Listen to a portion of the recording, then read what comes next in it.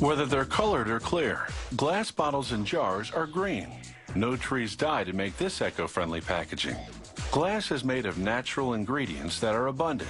You can recycle glass endlessly, and making it uses less energy than producing metal or plastic.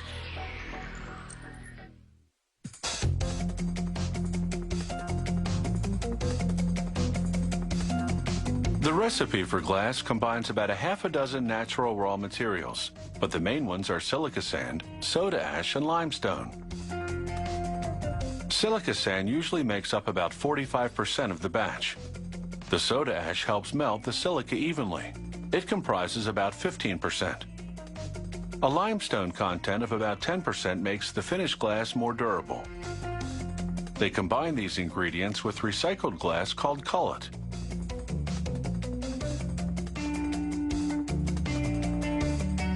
The factory's equipment feeds precise amounts of the materials into a furnace.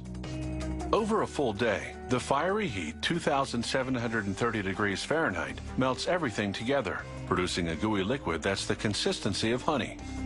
The molten glass pours out of the furnace. Shears cut the flow at precise intervals to produce cylindrical gobs.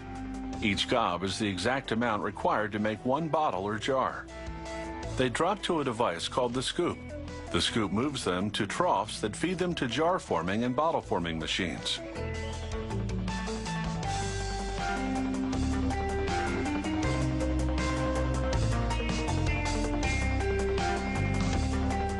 A gob of molten glass goes into a preliminary mold.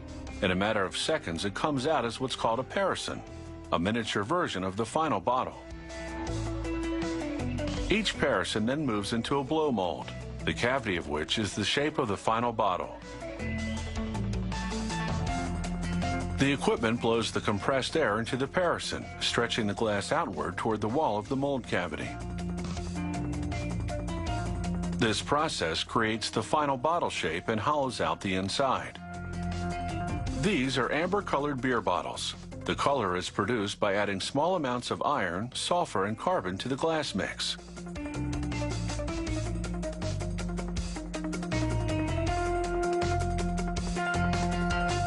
The factory uses a similar manufacturing process to produce other types of bottles and jars. In this run, the company is making 375 milliliter wine bottles out of clear glass. This run is producing 375 milliliter liquor bottles also out of clear glass.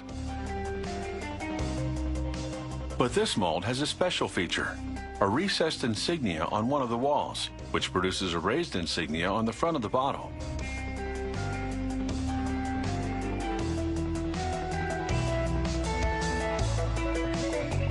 After the bottles leave the forming machine, they travel through flames. Otherwise, they would cool down too quickly and crack from thermal shock.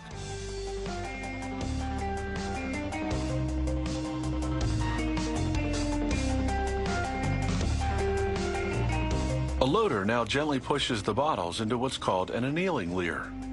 The bottles cool at a controlled rate as they move through the leer. This releases stress from the glass gradually.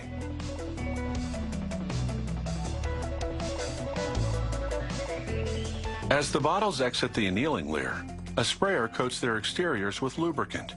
This enables them to move smoothly through the rest of the inspection and packaging line.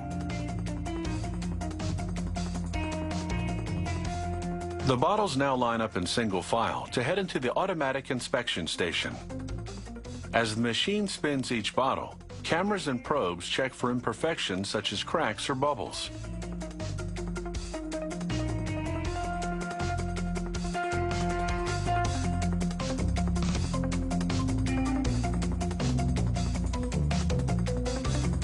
The inspection equipment then examines the top to check dimensions and ensure the threads for the screw cap are molded correctly.